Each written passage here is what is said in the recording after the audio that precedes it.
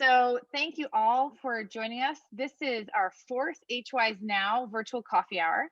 I actually have my coffee here.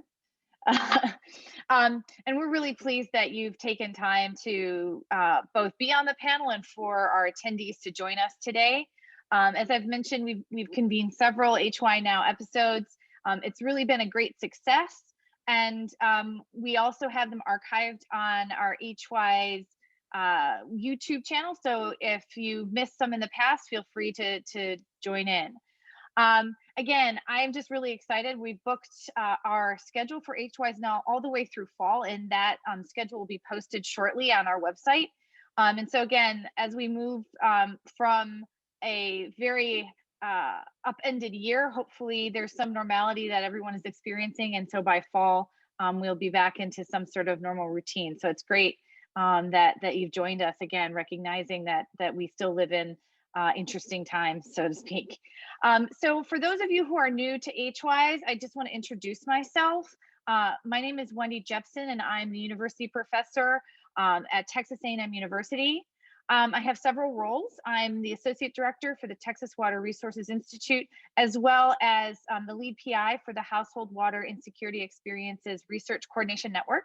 It's a collaboration that's been going on for several years, and it has financial support from NSF, and I do want to recognize their backing of all the activities that we're doing today. And most importantly, I do want to thank all of our members and all of those that have been engaging with us over the past several years in a variety of ways, whether as collaborators on projects, supporters, participants. It's really been a fabulous experience, and HWISE Now is really continuing to build that community of practice that we're seeking to develop over the next several years. And again, my own research deals with questions around water insecurity at the household level. My own specific work examines dimensions of unjust and inequitable water systems and institutions, with an eye towards the causes of water injustice, as well as trying to bring in a political economic perspective.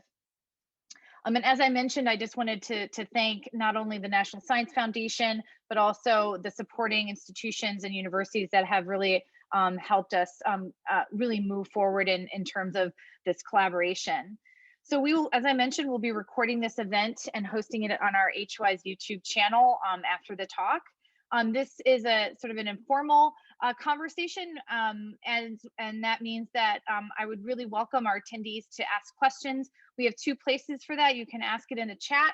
You can also ask it in the Q&A, which is on the bottom right-hand corner of the Zoom frame. And I'll be keeping an eye on those Q&As as we move forward. So my goal is really to keep this webinar conversational. And again, it's been really engaging as we've moved forward. So don't be shy as the attendee or even as a panelist to jump in and move that conversation forward. So now I would just really like to introduce our fabulous discussants. And so I'd like each one of them to describe a little bit about themselves, where they are, who they are, where they work, and a brief overview about how their work on water insecurity relates to drinking water quality. And again, I just want to thank our panelists for joining us today. So first off, I'd like to introduce Michelle Naccarati-Chapkis. And so please go ahead and introduce yourselves, and then we'll move forward. Thank you. Thanks, Wendy, and thank you for the opportunity to be with all of you this afternoon. I am Michelle Naccarati-Chapkis, and I'm Executive Director at Women for a Healthy Environment. And we are a nonprofit organization located in Pittsburgh and cover the southwestern Pennsylvania region, 10-county region. And our organization focuses on environmental exposures that impact public health. And we do that through many different lenses. We have our programs focus on community outreach and education, and do lots of engagement with social service agencies, health clinics, et cetera, across the region to really talk about things like principles of healthy housing and what that means. And we bring solutions to the table. So not only are we talking about issues associated with healthy housing through that program, but we also are doing things like distributing water filters that remove lead in drinking water to the region, as well as green cleaning kits and things of that nature. We also have a Healthy Schools program and Healthy Early Learning Centers. And both of those programs really work with the staff at those learning environments, as well as the administration, to think about how we can incorporate policy and procedural changes in those environments to lead to healthier outcomes for both the students in those buildings as well as the occupants, the other staff members. So we do lots of technical support in that regard, as well as professional development by hosting summits and webinars and conferences and such. And then beyond our three main programs, we also do health policy work. And so we're advocates at the local, state, and federal level related to policies that we know will provide a better health outcome for all of our region. And our work that we do on the ground is focused in environmental justice communities. And so that's really at the core of our work, is making certain that those individuals who live, reside, work in environmental justice communities have the resources they need for a better environment for all. And we know that that leads to greater academic achievement, for instance, when you're in a school building. We know that that leads to reduced lead poisoning and asthma visits to the emergency room. So with all of that, we really take a lens of making certain that we create healthier environments for people to live, work, learn, and play.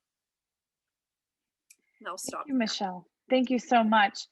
Yanna, tell us a little bit about yourself. Hi, everybody. It's really fantastic to be here. Thank you so much for inviting me. I'd like to share my screen and put up a PowerPoint.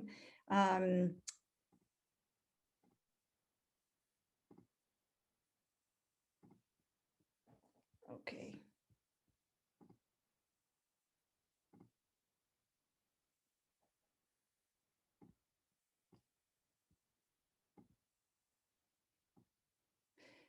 Okay, can you see my slide? Okay, perfect. So my name is Yanna Lambrinidou. I'm affiliate faculty at Virginia Tech and co-founder of the Campaign for Lead-Free Water, which is a network of individuals and organizations working at the local, state, and federal levels to protect communities from lead at the tap. I wanted to share with you a little bit about my journey into this work. I entered the world of drinking water 20 years ago as a mother of an infant living in Washington, D.C. And at the time, our city was in the midst of the worst lead in water crisis in modern US history. It involved a 2.5-year cover-up of contamination by our water utility, the DC Department of Health, and EPA Region 3, which has primacy enforcement authority in Washington, DC. One of the facts you will not hear from dominant narratives about the case is that the contamination was discovered only months after it started by parents who linked their children's elevated blood lead levels to the water. These residents were summarily dismissed based on the claim that Washington, D.C. was in full compliance with federal lead and copper rule requirements, and therefore that our water was safe to drink. Years later, peer-reviewed research showed that our crisis resulted in over 800 and possibly up to 42,000 cases of elevated blood lead levels in children, and that our city's fetal death rate rose by 37%. I became an activist in 2007. DC's official narrative at the time was that the problem had been solved 2 years earlier in 2005, and that water utilities were, and that filters in our homes were no longer needed. But suddenly news broke in 2007 about another cover-up. For 6 months, our local government had failed to inform us about persistent lead in water problems in our schools.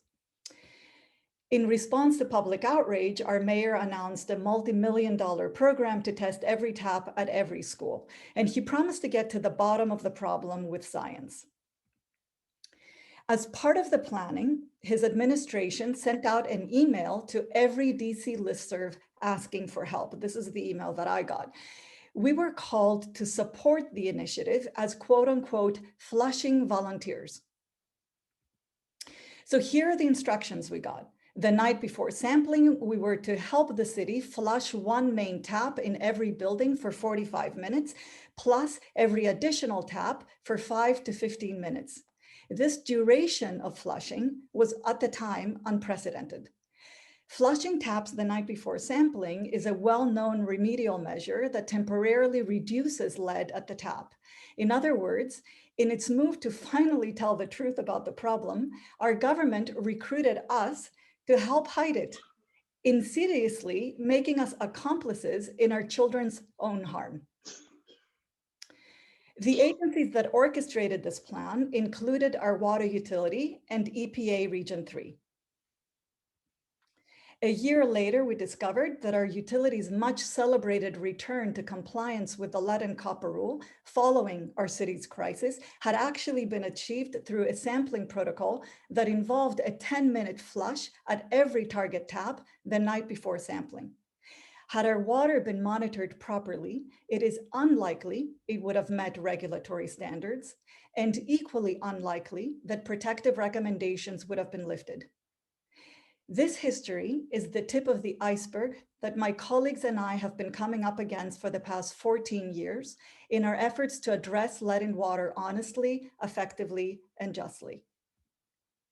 At the core of this iceberg is the US water utility industry, which, as this letter from now retired EPA Regulations Manager Miguel del Toro spells out, has an almost 30-year history of actively subverting efforts to mandate the measures needed for eliminating exposures to lead in water. I would add to Miguel's list the water utility industry's 2018 lawsuit against the state of Michigan for passing the nation's most stringent state-specific lead and copper rule.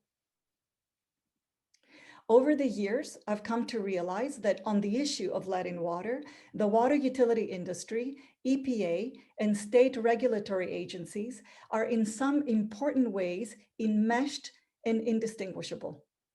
With reinforcement from allied professionals and NGOs, this alliance has manufactured a narrative that limits water utility responsibility in two important ways. First, by justifying a federal regulation that is not health-based, and second, by misleading or deceiving water users about their risk from lead at the tap. The narrative I'm talking about banalizes harm and weaponizes science and policy to anesthetize the public. In effect, it allows the state to manage lead in water, not by eliminating it, but by giving people the impression that the water is safe, depriving them of information to make health protective decisions, and constraining their ability to affect policy or hold their government accountable. History shows that lead in water is recognized as a public health risk today because of affected communities' refusal to embrace the industry government narrative, and because of affected communities' determination to see policies that align with their experience, that reflect the science, and that protect them. I see the conflict as epistemic. Against this backdrop, I embrace a critical approach to water quality that highlights questions of institutional power and focuses on how abuse of this power can become a central component to governing. What role academia is playing in this dynamic is a question that troubles me and that I think is worth close examination. Thank you, and I'll stop here. Wow, Yanna, thank you so much for sharing your journey. And for those of you, of course, I'm familiar with some aspects of what Yanna has done, but this is a really helpful way to contextualize some of the conversations that we'll have today. So thank you so much. Asher, would you like to introduce yourself? Sure, yeah, and just kind of following up off of what Yanna was saying, you know, I was living in Washington, D.C. after I did my my PhD in anthropology in 2015. And prior to that, so I'll give a little bit about my background in a second, but it's just kind of interesting that even from 2015 to 2017, as I was getting into a little bit more about water quality issues and disparities related to drinking water in the United States, people living in DC still remembered those water quality and lead violations in the city and still had persistent distrust. And so that kind of lens kind of has stayed with me and kind of built upon my training as an anthropologist. So, hi, I'm Asher Rosinger. I'm at Penn State University. I'm the Ann Atherton Hertzler Early Career Professor in Global Health. I'm in the Biobehavioral Health Department and the Anthropology Department. So that's where I'm from.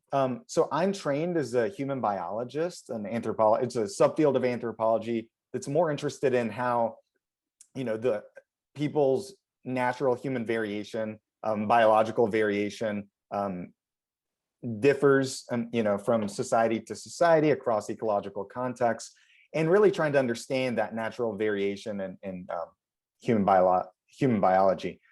I then did a postdoctoral training fellowship with the CDC as an epidemic intelligence service officer. And while I was there, I was trained in more, I guess, principles of applied field epidemiology and big data analysis at the National Center for Health, where I started analyzing National Health and Nutrition Examination Survey data to kind of complement my more international fieldwork and training.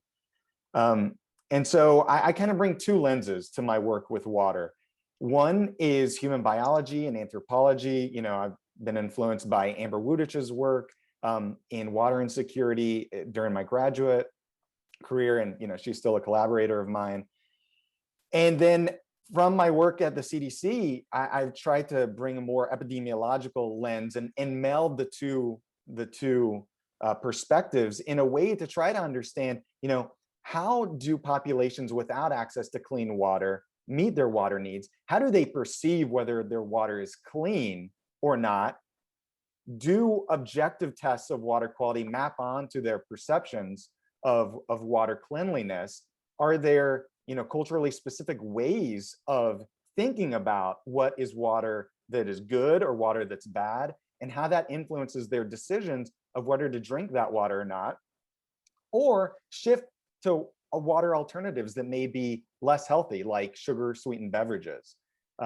So I currently have field sites in the Bolivian Amazon and in northern Kenya in two very different environments. One is a hot, humid environment with too much dirty water, the Bolivian Amazon. And the other is, northern Kenya, which is a desert. It's hot, it's arid, there's very little water.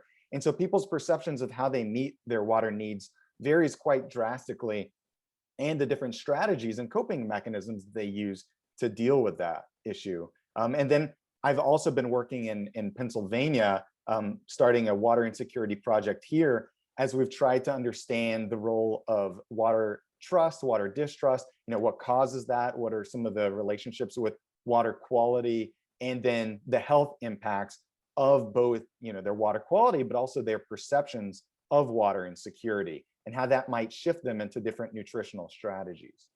And so thank you for having me, Wendy, and I'm really excited to be part of this conversation. Well, thanks all of you guys. We have a really amazing and diverse group here that can speak to the multiple dimensions around this question related to insecurity and water quality. And so just to sort of start out, and again, just even building into what we've already sort of touched on already, from your sort of individual experience, your either academic or academic activist parent experience around these pressing questions related to the quality of water, what do you think is not commonly addressed in science and policy? So just to jump in, we as Yanna has discussed, the lead and copper rule has sort of been at the front end of some of these discussions, and we can circle back to that because I do have a later question on Flint. But what are issues around water quality that are not yet at the top of the list that we need to think about moving forward? So I'll let anyone who wants to jump in on that go first. I don't know, Michelle, did you want to see your mutes off? So do you want to sure. go for it? Okay. Absolutely. So our organization, through the programming and technical assistance that I described earlier, we have been in nearly 300 school building and childcare centers. And because we've been in so many of those environments where we have worked side by side with facility directors and child care center directors and such to test, but to also remediate for lead in drinking water in those spaces. What I can tell you is that, in every school district that we've been in, there's been at least one school that has detectable levels of lead. And of course, in being in the northeastern part of the country, and the aging infrastructure we have, that's not surprising. It's really the norm. And so the concerns that we see is that these school personnel continue to rely upon the false narrative of these action levels, this 15 parts per billion, and in some instances, the 20 parts per billion as being considered a safe action level. And so there's that confusion. And so we have to always go back to the core point that these action levels aren't based on any health protective standards. And so that's critical. And so, we continue to drill into all of these systems that there's no safe level of lead. Certainly affordability in all of the communities that we see is a huge issue. We have one of our water authorities provides a customer assistance program, but that's not all of them. There are 36 water systems right in Allegheny County alone.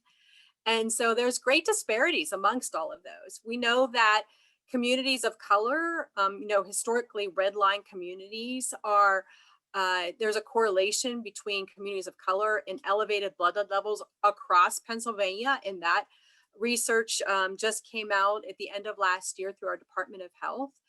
And, so we have this push and pull with landlords and renters that continues to come up, especially in these historically red line communities, where if a landlord fails to fulfill his responsibility or her responsibility, that the tenant likely experiences high concentrations of lead in their drinking water. And so, I think that from that perspective of what are these pressing issues, these are some of them that really concern us, that we work hard on with colleagues all across the country every day. We know that the EPA has not in 20 years added any new contaminants to its toxic chemicals covered under the Safe Drinking Water Act.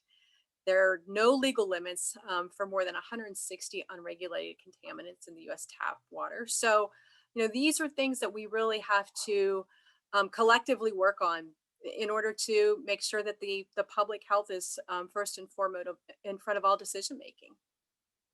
Mm-hmm. Excellent. Yanna. Yeah, I second every word of what Michelle just said. I think that in my view, and this exactly echoes what Michelle's comments, is that it's really pressing that we align our discourse on water quality with health-based standards and with what's actually coming out of people's taps.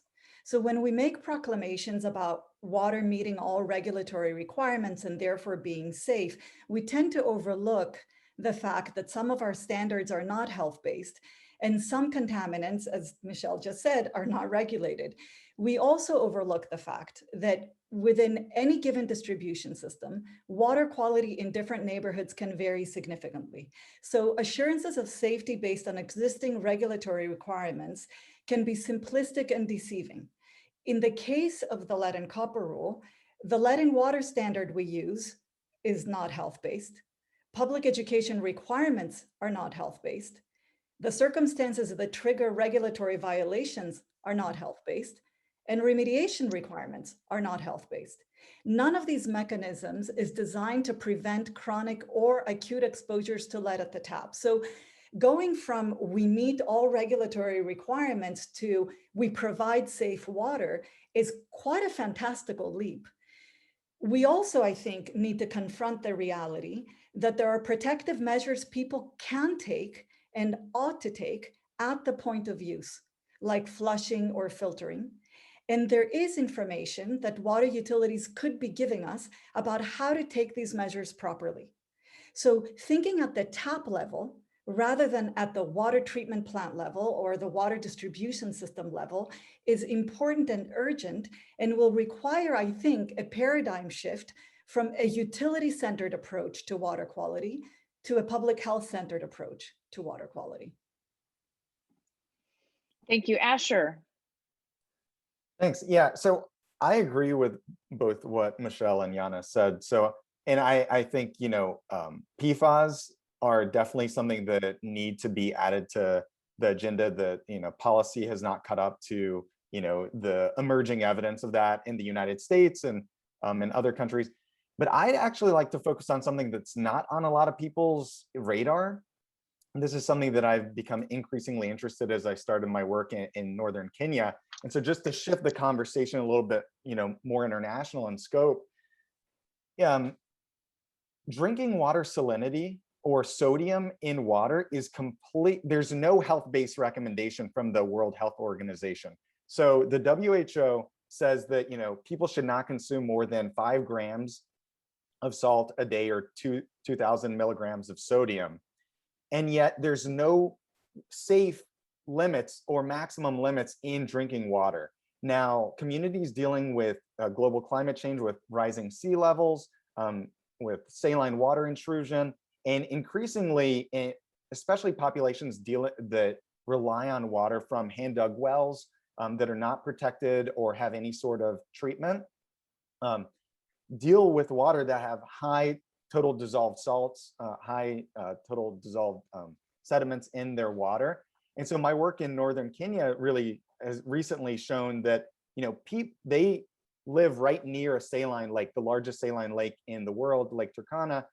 And what we found is that, people over the salinity of their drinking water, the WHO only has one recommendation that water should not exceed 200 milligrams per liter of sodium, but that's because it's unacceptable to taste. So it deals with those organoleptic properties. People might reject it because it might not taste good. But if it's really elevated in sodium, then that can lead to higher risk of high blood pressure, which is hypertension, as well as a whole host of other negative health outcomes. And there's now emerging evidence, a lot of it out of Bangladesh and now some out of northern Kenya, that having high salt levels in water is really dangerous for a whole host of chronic health conditions, including, cardiovascular disease, kidney health, and there's some other developmental negative health implications as well. So since cardiovascular disease is the #1 killer in the world, and high blood pressure, hypertension is the leading risk factor of it, I think that the WHO, science and policy, we need to, have better recommendations for what the maximum allowable limit might be in water. So we have, sounds to me as we're talking, continued work that needs to be done with lead and the lead and copper rule in our infrastructure and our water, PFAS, as Asher mentioned, salinity as well. And I want to concur with Asher on that. I've been working on a project dealing with salinity in different ways, and that definitely is one which we're seeing more evidence for. As well as the 160 unregulated contaminants that we have yet to deal with, at least in the context of the US, but that is kind of where this panel is right now in terms of thinking about the regulatory regime and expertise around that. And so with those challenges ahead, oh, and there's also lots of actually more questions I'm going to go into. I see them now in the chat. They're coming in rapid. There's a lot of work to be done. One of the issues I think that may be a way to deal with is that we learned, or have we advanced in terms of dealing with these issues that are on the table here from Flint? What have we learned from Flint to move us forward, or has it pushed us back? So I want to think about trying to tackle some of these issues and the model of what has happened with the continuing and ongoing challenge, and how then could we address issues of salinity? How can we address the 160 unregulated contaminants and PFAS? Are there lessons to be learned from Flint, or do we have to maybe do what Yanna mentioned, which is think about a fundamental paradigm shift to move this forward? Who'd like to jump in on that? Well, I can jump in, and I think I see that Ben Pauly's on here, and Nancy Love is here, and they have very, very direct experience with Flint. And It would be great to hear what they think about this. I think we've learned some things. I also think that certainly we haven't entered into a paradigm shift by any stretch of the imagination. So broadly speaking, water utilities, and I'm going to stick to lead for a second, sample for lead for two reasons. One is first to meet regulatory compliance requirements and ensure that their corrosion control treatment is successful at preventing severe and extensive contamination throughout their service area. And second, water utilities sample for lead to respond to individual customer requests for testing in order to identify contamination at individual homes. Prompted by the Flint water crisis, Michigan enacted its own state-specific lead and copper rule, which mandates more stringent monitoring for lead at homes with a lead service line, and that's really good. Because of this change, Michigan water utilities have identified an increased number of communities with severe and extensive contamination and have been required under the lead and copper rule to take remedial measures that would not have been taken under the prior monitoring regime. On the national level, we are still sticking back to the original monitoring regime. So we're continuing to miss many communities with serious lead and water problems. The Trump administration's revised regulation, which is supposed to come into effect at the end of this year, bans some, but not all, common cheating practices like flushing, and I mentioned that before in my slides, which artificially lower lead prior to sampling.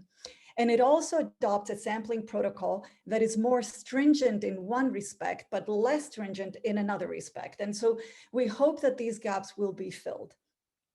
But when it comes to individual testing at individual homes, we face the challenge of lead's inherent variability in lead release.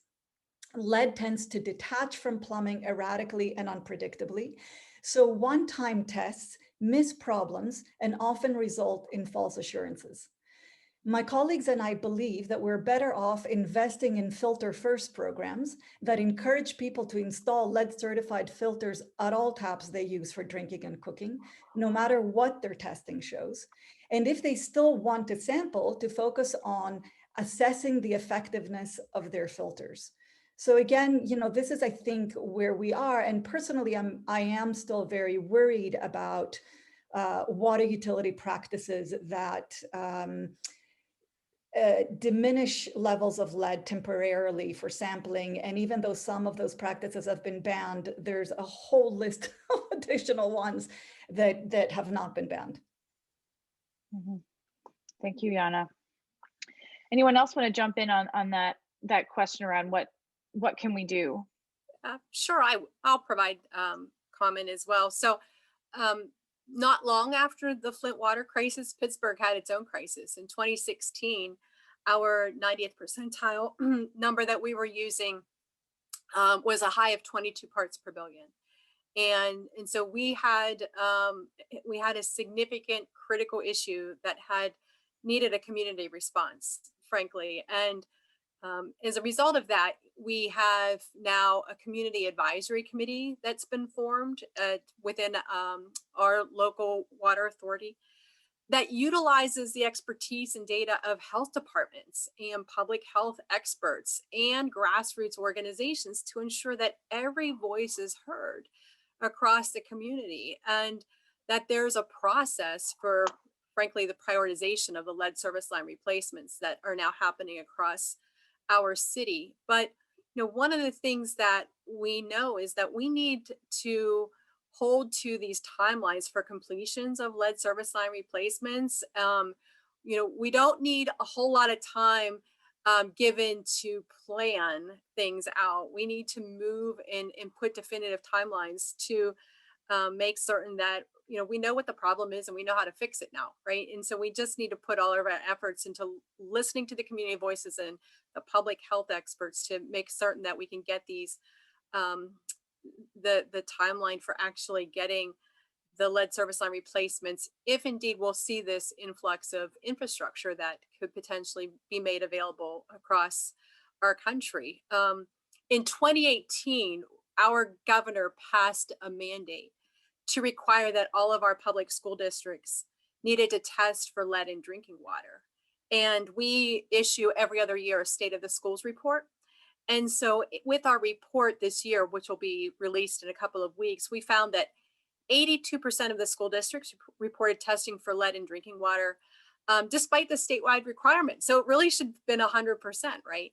And then in school districts that exceeded the PA school code, which was using this, again, not a health-based level, but of the 15 parts per billion, only 62% noted that they had performed or completed any remediation of those outlets. And so it gets back to Yanna's point of the filter first, because we know, again, we know how to ensure that we remove the lead from the drinking water. So if only 62% of these schools have taken any action, then where's the teeth behind enforcement, right? And so what's happening, and it's really frankly uncertain whether these school districts who did not remediate these outlets are in violation of the code. And so there's a whole lot that has to happen in terms of thinking, thoughtfully about how we put regulations, whether they're at the federal, the state, or the local level. We really have to be, thoughtful about what we're requiring of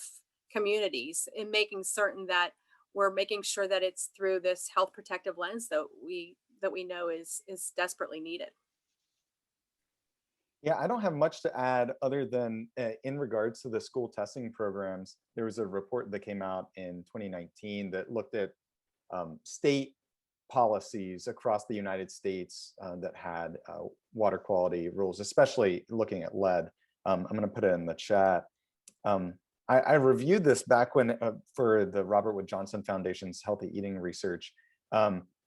And one of the findings that they had was that, so only 25 states as of like 2018, 25 of the 50 states had a policy for school testing of lead and water. And 15 of those 25 states enacted it basically after the Flint water crisis. And so I think that, and based off of what Michelle is saying, it sounds like that's continued and more states have potentially picked that up, because I didn't see Pennsylvania in that map that they had here. And so one of the important outcomes after the Flint water crisis, I guess, is that it's continued to mobilize action, pressure on states, particularly school systems, to have these tap water testing centers. And if there isn't, then doing independent testing, providing alternative water that is safe for children to drink who are the most vulnerable. And I'll only just say, at the local level, when we did an analysis of those 36 water systems in the county, honestly, just a few of those water systems had been forthcoming with information to dedicate on their websites about lead education. And so, we think that's a real opportunity moving forward, is that water systems really should, use their means of communication through social media and electronic, online, et cetera, to really speak to the issue so that their residents can be more fully informed.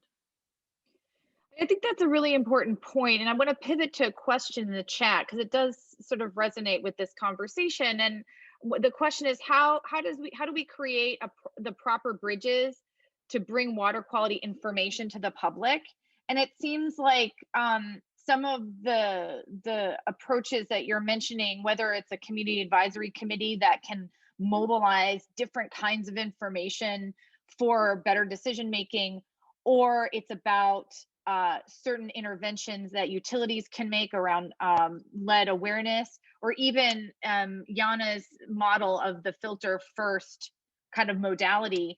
It seems that there are some fundamental water quality gaps in governance communication lines that don't yet exist. And so I really like this question because it puts it in our lap about thinking about, well, what are the important bridges to create around information flow, not just telling people, but also engaging them. And I think going back to what Asher said around Flint, I mean, even if you're far removed from Flint physically, clearly that has raised the attention and the consciousness around questions that are related to lead. So So again, what are the proper bridges, or how can we create these ways of getting the correct water quality information to the public in all of these circumstances?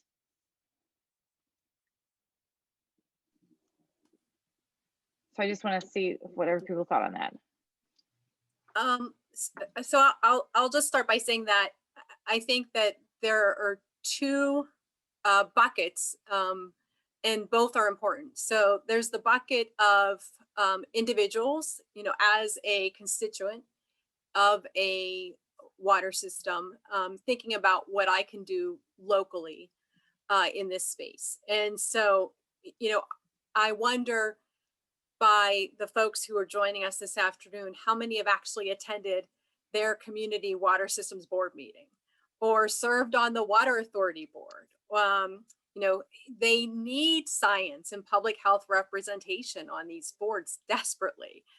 We can do things like we talked about earlier, purchasing an NSF certified filter system or what have you, but getting deeper into the systems, I wonder, I suspect probably people on this webinar today know what their consumer confidence report is and where it's found and how to look for it, but do others in the community? And so have they submitted a grievance report if you have a water quality concern or issue? And what's that process by which individuals can contact that water system? So we know that it's often not that accessible to the public. And so we, in our report that we did, we found that more than half indicated that there was no procedure for complaints from consumers, and only a third indicated that they provide any advisories for poor water quality. So, as individuals, we need to push and we need to ask the right questions. There's a whole set of things that I think water systems, water authorities can do as well. Certainly to be more transparent with information, and making themselves more accessible to the community. But oftentimes we need to look at the infrastructure that's in place behind these water systems as well. If you have a water system that has 2 part-time employees, we've seen that in some communities in our own backyard, and it's not as effective, right, as when you have the lack of resources. So there's information and technical expertise sharing that definitely needs to happen amongst municipalities and communities to be able to build a robust system.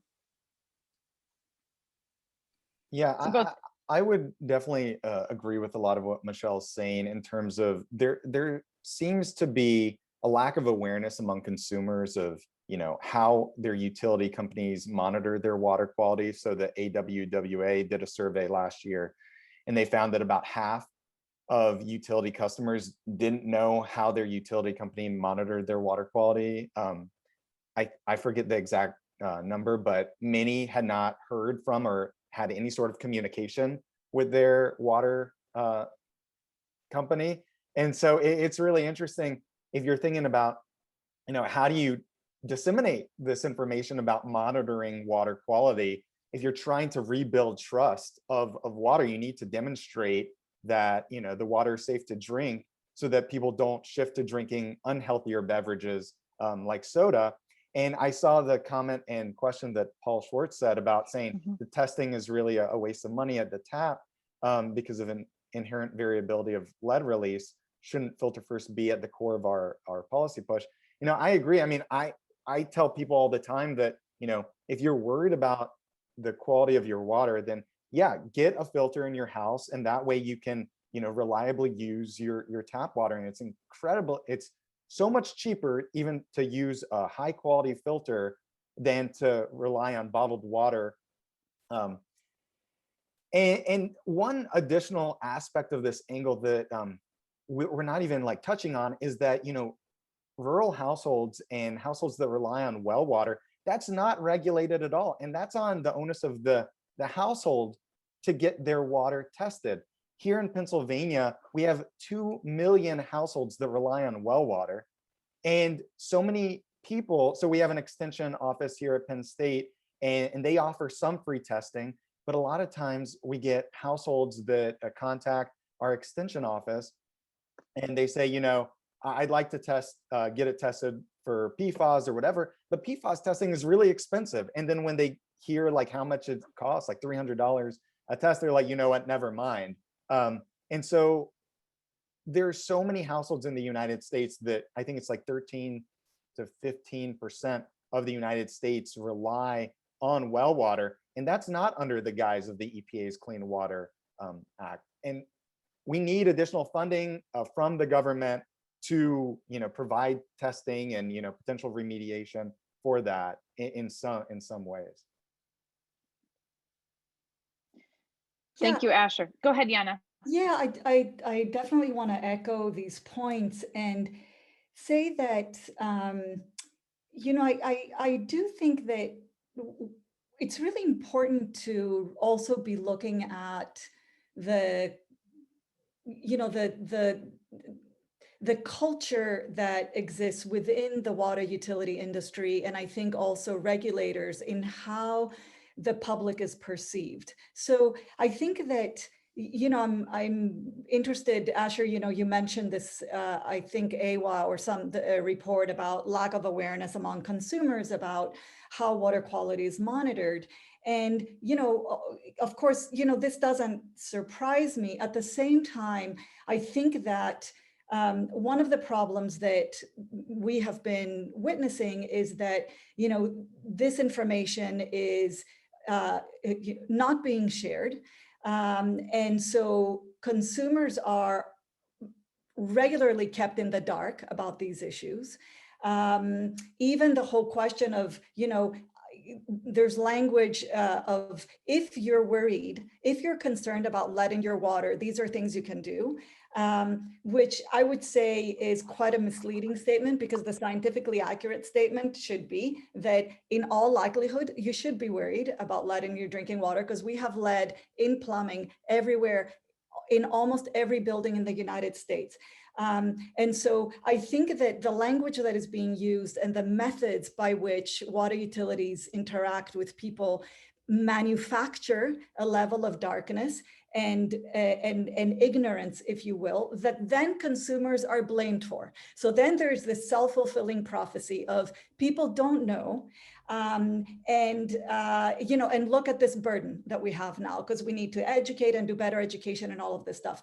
When people do find out, and when people do become informed, then they're also in a very good position to challenge, and they do challenge the narrative, which is why I believe this is, I think, one of the reasons why communities are systematically excluded from water utility meetings, decisions about policy, and all of these things. That once people are informed, the narrative that puts us to sleep about how lead in water works or water quality is challenged.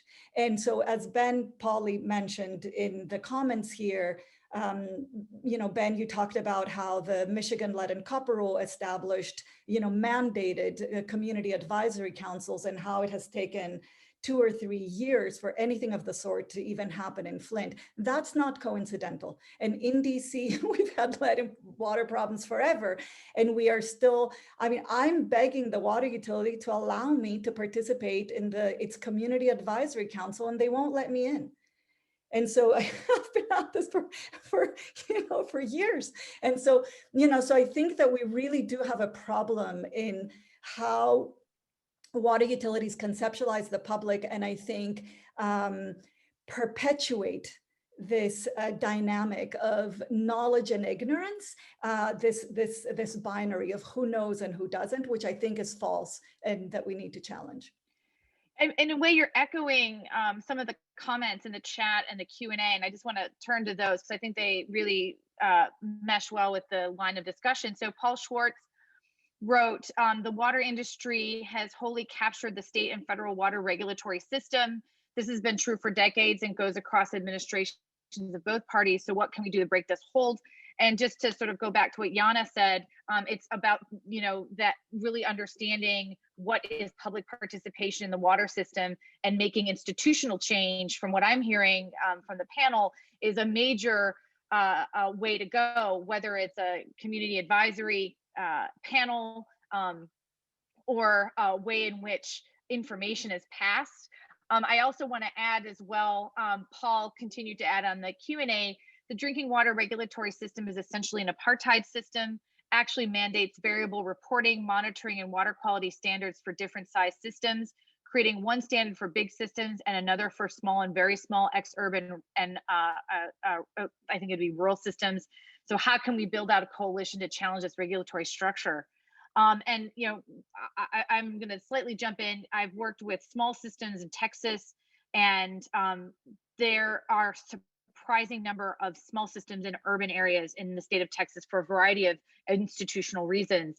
And I've had attempts to try and work with these small systems managers, and it's virtually impossible for any response around questions related to water quality, even resiliency for hurricanes. As you know, on the Gulf Coast, we have serious challenges around water systems and disasters.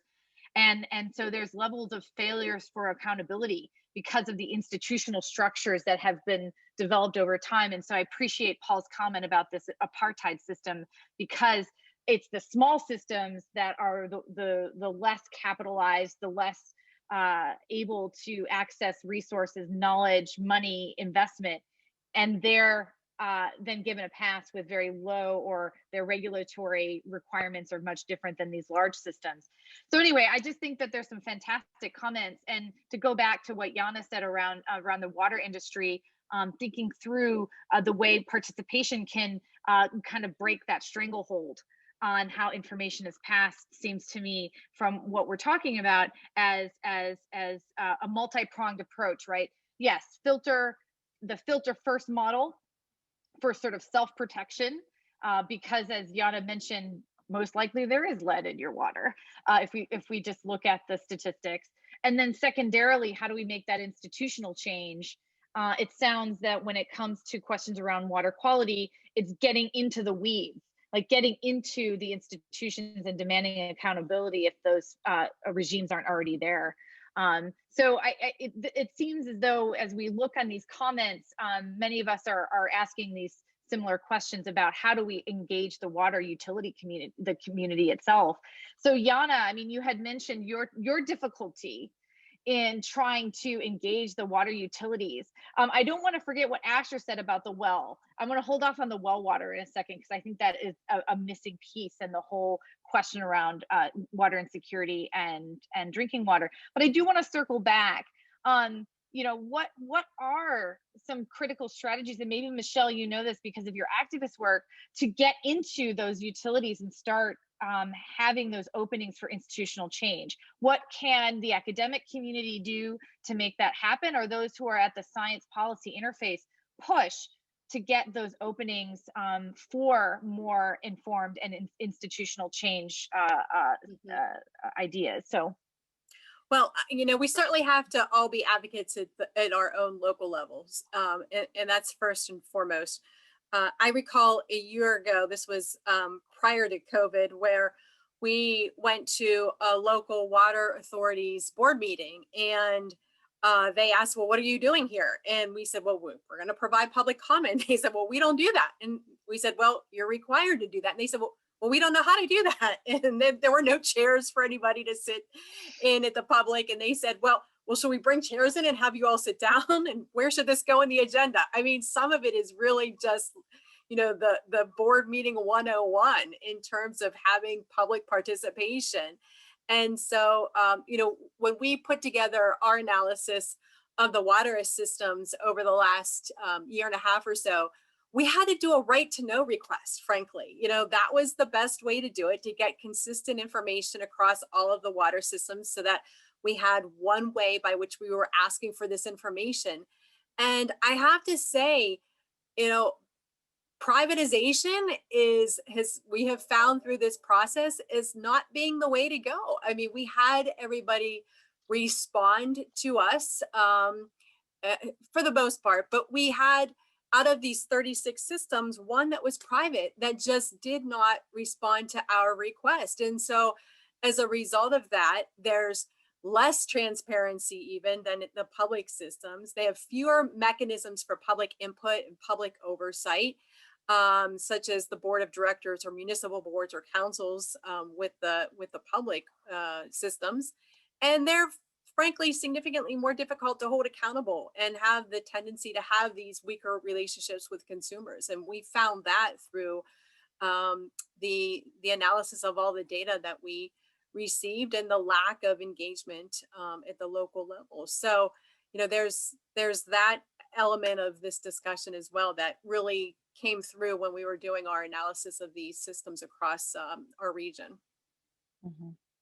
And these are investor-owned utilities. Are they investor-owned or investor-managed? I know that the way in which privatization work can be different.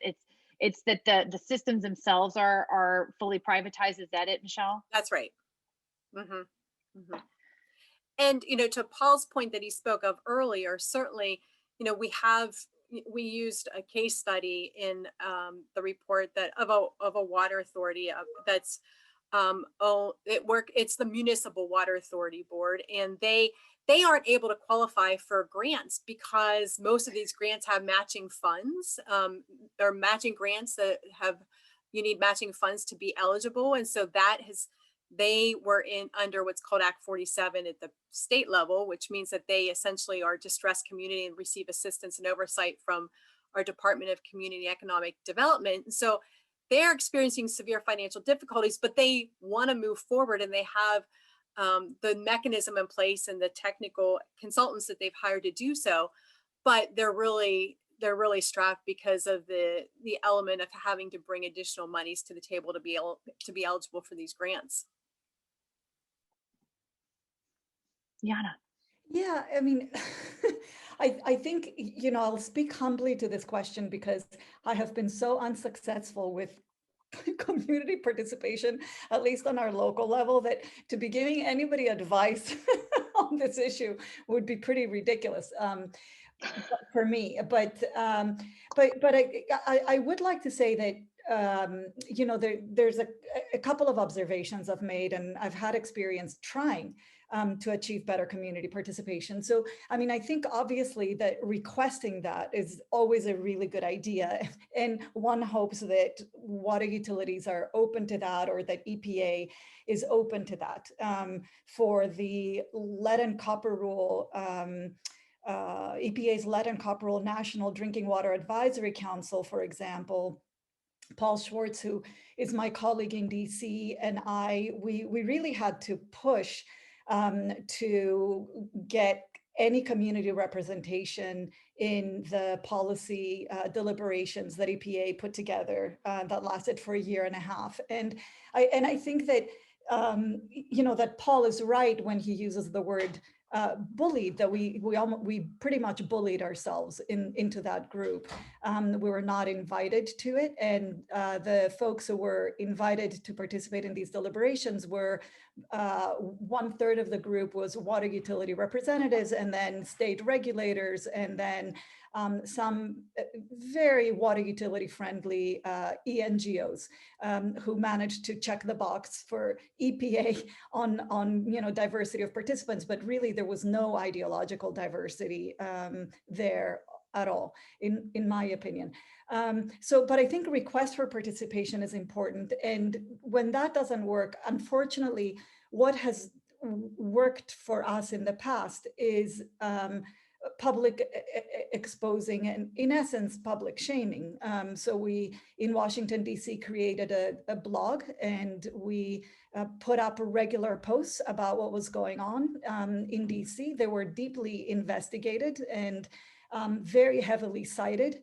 And so they were, robust exposés and regular exposés of what was happening. And that ended up having an impact, and we were being followed very regularly by EPA, by our water utility here, by the DC government, DC Department of Health, CDC, all of this stuff. And I do believe that there was a connection between us putting up the blog and eventually the water utility manager's resignation.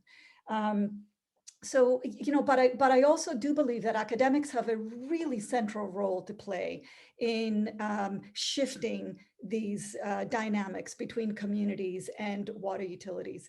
In my experience, having academics who are willing to walk us through some of the technical aspects of what we were experiencing and give us the language and concepts to participate in deliberations or give public testimonies that were robust technically has really been a game changer.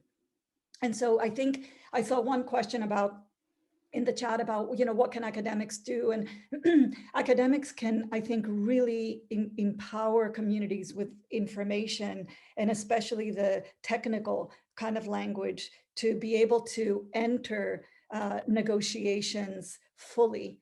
And I will say that in my experience, the presumption that that communities don't know a whole lot about the technical aspects, but policymakers and water utility folks do, is actually false. I've been really surprised by how many policymakers and water utility folk either have very little understanding of these technical matters or pretend to.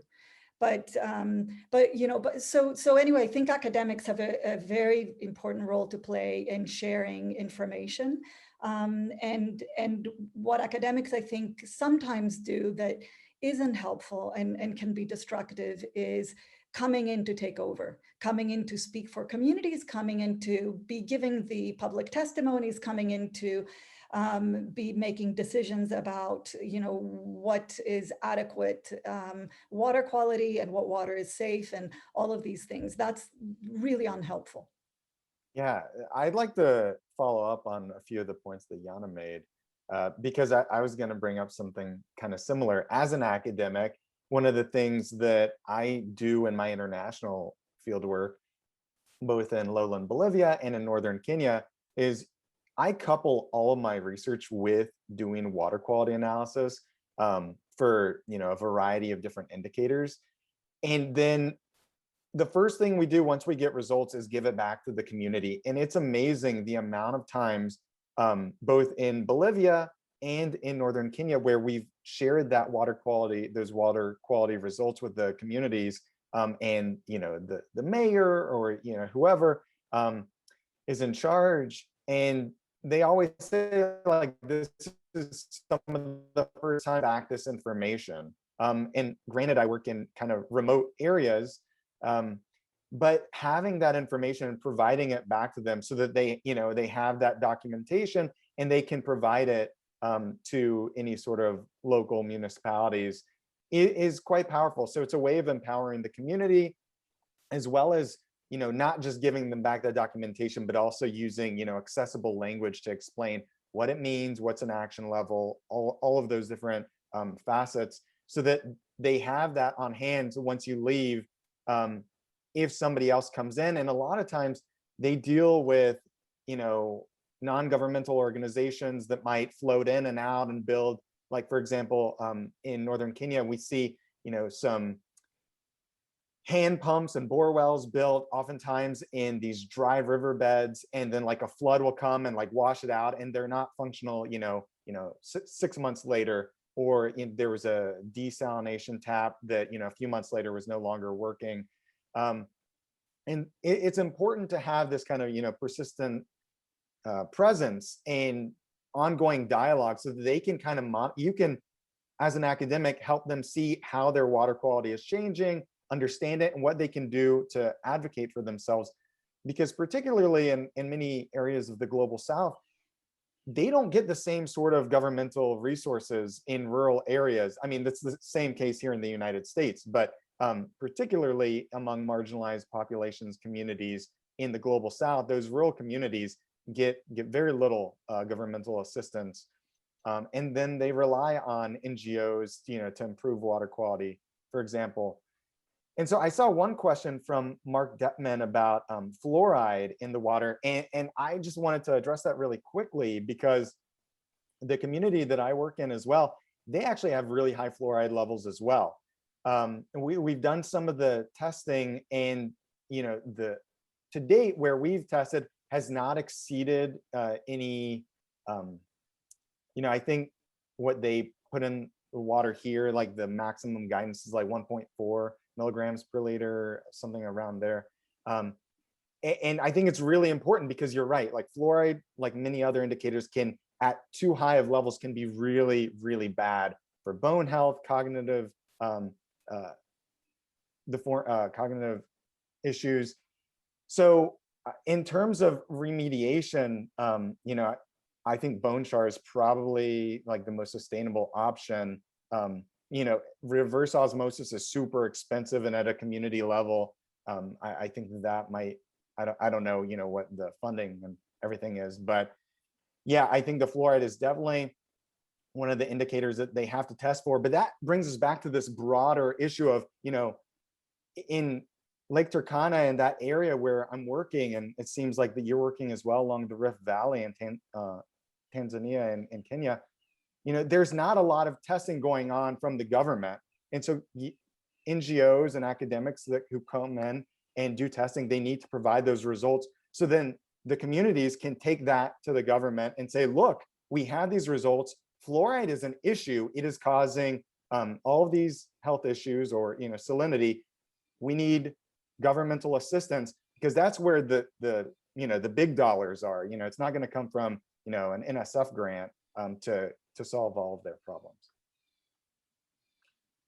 Wendy, may I make a comment? Sure. I noticed, I was just getting into the chat, so I apologize that I missed a couple of comments, but one of the comments I saw was related to remediation plans in schools and childcare centers. And just to let folks know, it's been a process over the last 4 years of putting together plans to address lead in drinking water in these buildings. And that includes working with our Pennsylvania Association of School Business Officials, who is the body that provides professional development to facility directors in school buildings, and putting together webinars and technical assistance roles from that space, but in also working hand in hand and alongside plumbers. I mean, we have frankly trained plumbers over a period of years, and the plumbers union, because there were a lot of folks just didn't have the expertise in this space. And so working side by side through this process has really been a way to engage and inform and educate others in the community. And so that's actually been quite beneficial. And so now you have others equipped in the community to help addressing this issue. So that's just one thing I wanted to say in terms of the remediation. And it certainly takes many folks working collectively together to find the right solution, depending on the space that you're in. And then the only other thing I'll say is, I want to drive back to, as we talked about other pollutants and things of why we need to be advocates in our own community and be so in tune with what's happening at the local and state level, federal as well, but even at the state level. For instance, in PA, we have a PFAS task force. And so there's action that can come out of that. We have an opportunity to set a maximum contaminant level for PFAS. We need to push on that with the task force that's in place. But right now we have a threat across the state that there might be a push for legislation to allow radioactive material to be applied to roadways as a de-icer, which we know leaches into groundwater, rivers and streams. And now we've got a radioactive material potentially that could be a pollutant to surface and groundwater. And so we need to be on top of those types of policies that are being introduced, so that as a community we can be using the best science that we have available to say that's probably not a really good idea and push back on some of these things that are really just leaning toward industry. Frankly, this is an oil and gas industry way to remove waste, but it doesn't provide a benefit to the public. I'd like to add, Michelle, one note I very much agree with what you're saying about the importance of community agency and proactive participation. And I also want to acknowledge how incredibly difficult that can be for a lot of people, and how very few folks either have the time or get paid for this type of work. And I feel that in so many ways we are being asked to almost play a parallel regulatory role, if you will. And however, A, without having the resources many times, and B, while being fought against by the big powers that be. So sometimes it's just quite a daunting task, I find. And I'm in awe of everybody who manages to push through and be heard, but it's just something to not underestimate. It's just,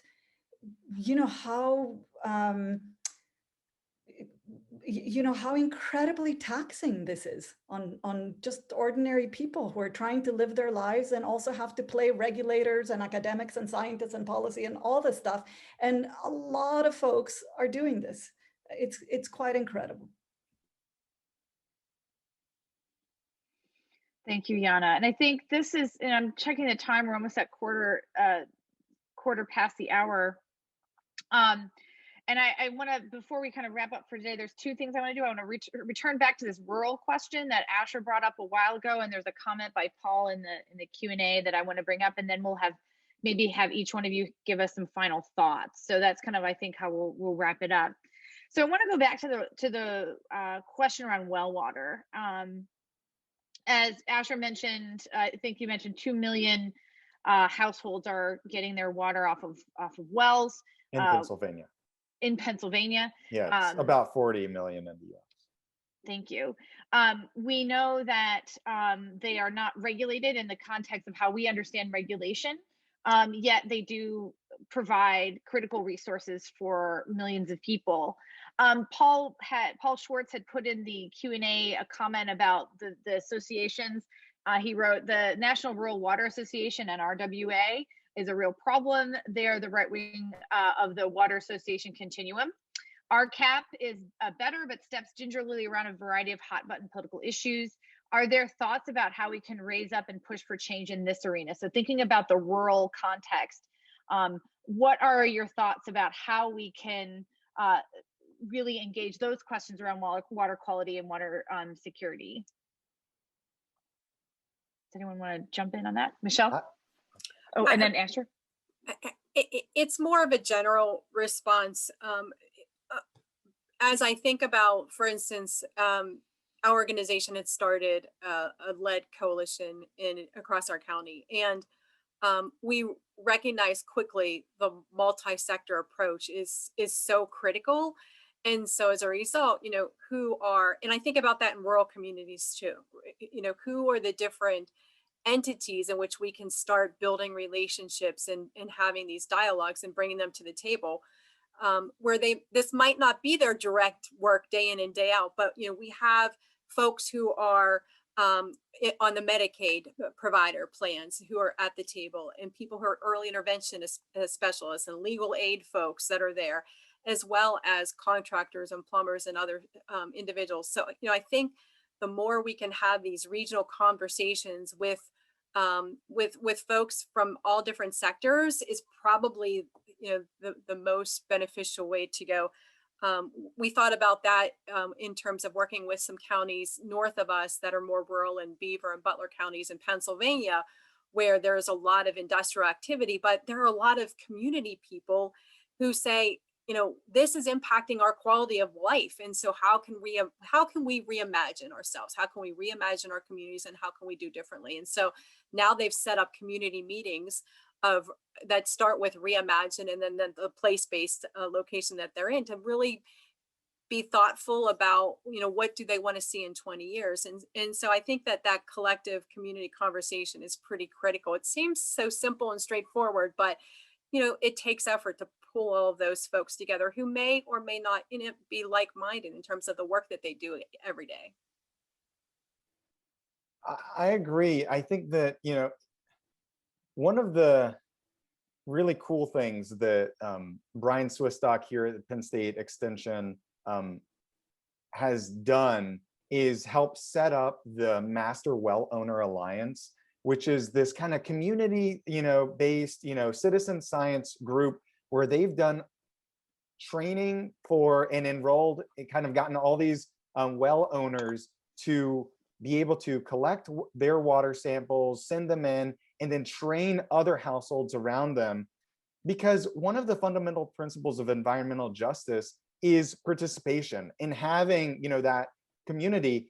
And in numbers, there's a lot more power. So once you're able to, rural households can oftentimes feel left out. They're not under the guise of the EPA. They're kind of left to fend for themselves with water quality. When they're, them against, the shale industry, they have no power really. It leads to devaluation of their home prices. Oftentimes that means that they're trapped in place. They can't leave in the same way that other households could potentially. So there's a lot of very different environmental justice dynamics in rural areas of the United States compared to urban. They're both problematic. So using these community science efforts to build a community within states and localities, I think can do a lot to empower those communities. Yeah, I'd like to add from a policy standpoint, my experience in serving on the National Drinking Water Advisory Council for EPA's lead and copper rule deliberations, showed me that this apartheid that Paul mentioned of the big, large systems and then smaller rural systems is almost taken for granted. Like it's not really even questioned in these policy deliberations. So it is, we walk in with this taken for granted reality that small water systems just don't have the resources, they don't have the staff, they don't have the training, and almost as if that is some unchangeable, immutable truth. And then we need to move from there. So given that that's the axiom, that that's how things are, then representatives from these small rural water systems were making the case that regulations must be flexible for them. And so the concept of flexibility became, kind of the language that was used. It was almost like code of do not regulate us or regulate us to the minimal degree possible. And all of that conversation was happening as if it was normal. As if it was okay. There was really, I do not recall any discussion about why are we accepting that we have two different worlds of the medium and large water systems versus the small water systems. Why are we accepting that there are no resources for the one, that operators are not trained, that all the stuff is happening? And so I just wanted to throw that in, that I feel like we need to be going back to some of these spaces that we're taking for granted as God-given, and I think really start challenging them. I agree, Yanna, certainly. Thank you. So it seems in terms of our broader community of activists and academics, policy folks who are interested in water insecurity and water quality, based on this very brief conversation we've had today, just an hour and 20 minutes, there's a lot of work to do.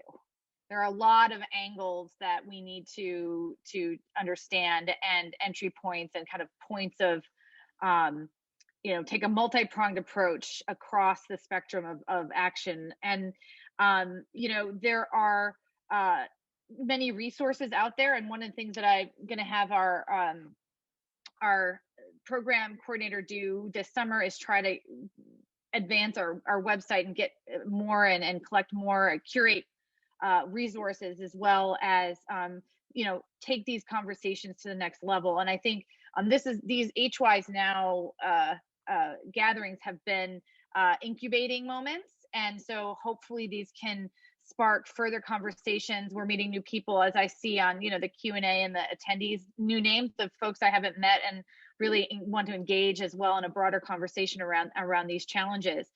And so for a kind of a closing moment, I just want to offer each one of the panelists some time to provide us with some final thoughts as we wrap up this conversation for today. So Michelle, would you like to start that off? Sure. So I get, one of the things that I think about and talk about with my colleagues, and many of whom are here today, is that, we've collected, for instance, a whole lot of data over the last couple of years, and we've put programs into communities, but how do we then think about the next steps? And so that's, I think, where we're at, is that the reports and the data that we collect, we don't want them to be sitting on a shelf, but we want to put them into action. And so it gets to this issue of, and I loved how Asher was talking about citizen science, because we see that, for instance, not only through water quality, with working with our academic institutions that are doing a whole host of water sampling, but also in air quality. If you are familiar with Southwestern PA, there's a whole citizen science movement with monitors all over the region, because we are typically in the top 10 worst for air quality in the country on a regular basis, daily basis, for unfortunately this spring. So I really do think that the citizen science approach is so key, and in terms of gauging community and lifting up community, having communities' voices. In fact, we're taking lessons learned from a water perspective to what we've seen in the air quality space, in terms of now we have grassroots groups who just live in communities that are sitting right next to polluting sources, these Title V sources, and they're now formulating what their plan is, and what they're going to propose from a policy perspective to their local health department or to the state or what have you. And so we need to sit back and listen and learn from all of them, I think is the pretty critical next step. And then, however we can provide resources to individuals on the ground in terms of the analysis and the data and the plans, like the remediation we were talking about earlier, is, a path forward. But thank you for the opportunity to be with all of you today. Thank you so much, Michelle. Asher, final thoughts. I guess my final thoughts kind of come back to this idea that with drinking water quality, it's a local issue, and there's a lot of commonalities, but and I think that this comes out of my work, in Bolivia, where it's a lot of it's like fecal sites in the water, and that's a major source of morbidity for the population, and that's a major cause of concern for them. So understanding that drinking water quality issues are going to vary quite dramatically from place to place, and there's I saw Ben Paul even write it in the chat that in terms of like lead remediation, putting on a lead filter on the tap may not be a one size fits all solution. And the same goes to water quality, right? Like you need to understand what is the water quality issue that's, important from a more objective point of view, so you need to do, a whole host of sampling to see, is it salinity? Is it fluoride? Is it PFAS? Is it plastics? Is it, E. coli? Is it lead, obviously? So understanding what the biggest causes of concern are for different communities, and then working to deal with those. Thank you, Asher. And finally, Yanna, final thoughts. Yeah, I think I have just similar closing thoughts. I think that a focus on the social relations of water quality is extremely important. Our conceptualizations of water quality are socially constructed, even if they only involve definitions and practices that appear purely scientific and objective. The criteria we use to assess water quality and the methods we employ to monitor water and the interpretations we draw from results that we get are value-based and often contestable, if not outright contested. So whose value system is embedded in our water quality discourses really matters.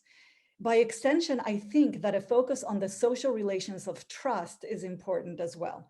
We often see distrust discussed as a problem needing better public education. But what if public distrust is actually a sign of social alertness and intellectual rigor? What if public distrust reveals that people understand dominant conceptualizations of water quality, but don't share them? What if it communicates people's discomfort with the existing industry-government alliance that is placing communities at risk while claiming that all regulatory requirements are met? So right now, I fear that we are sometimes stuck in this role of trying to increase public trust by pushing contestable narratives down people's throats, while dismissing people's experiences and expertise and keeping them out of decision-making tables. I don't think that that's going to work. So this is an opportunity to really enter and start working on a paradigm shift. Thank you so much for this opportunity to speak here. Again, I just want to thank all the panelists for their time and the attendees for joining us today. Again, I'm just really pleased to have you here, and this video will be recorded and placed on our HWISE YouTube channel. So the wise words of our panelists will be forever online. So we'll be able to revisit this moving forward. I just want to, in closing, in addition to thank everybody, just again announce our next HWISE Now is scheduled for June 29th at 10 o'clock Central Standard Time in the morning. And this is, as you'll know from the hosts, they're based in the UK, so the time is slightly different. The topic is gender-based violence and household water insecurity, and it's organized by Stroma Cole and Paula Tallman. And most of the details will be on our website, but I just wanted to alert our audience and panelists of that next event that we're looking forward to having online. So with that closing, again, I just want to thank everybody for joining us. I thank our participants as well as our attendees, and I wish you all a wonderful week. Thank you so much. Thanks, Wendy. It was nice to meet everybody. Thank you all. I will stop.